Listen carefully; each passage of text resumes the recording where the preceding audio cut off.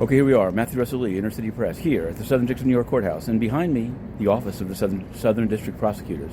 We're going to begin with that today. Following the election, the question, and we're also on the run because there's a trial coming up. Following the election, the question arises whether the SDNY U.S. Attorney, Damian Williams, he's brought some very high-profile cases of late. For example, the Eric Adams prosecution. For example, the Sean Combs prosecution. Of course, before that, SBF.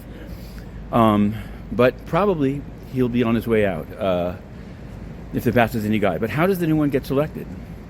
The discussion yesterday turned to the blue slip system, in which actually the consent or acquiescence, at least, of the two senators are required, at least under current Senate practice. Now, could that be overturned? Could it be ignored? Grassley went along with it, but what will happen this time? If no one is selected, a new attorney general can appoint one for 4 months, but after that, it's up to the judges of the district.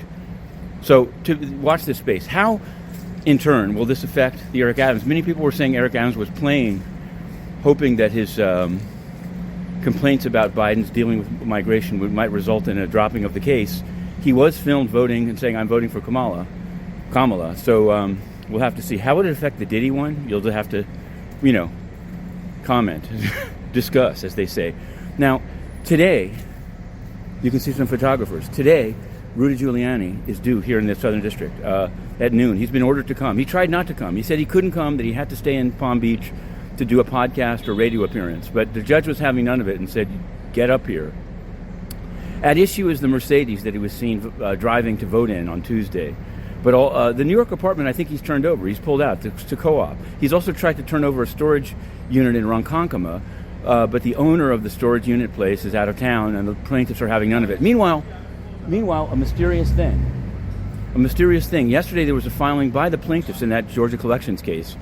The plaintiffs' lawyers filed it, and I clicked on the letter, and as I put up a video to show, it's now been fixed by them, but what was supposed to be their letter responding about the co-op, in fact, was a decision from Michigan about Gretchen Whitmer. So I don't know. Many people have read into it. Probably just a filing mistake, but take a look at it.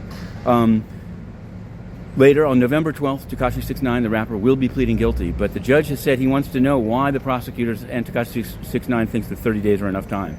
So expect a dramatic proceeding. And on the 20th, Gary Wang of the FTX case wants no jail time at all. We'll be live tweeting that sentencing.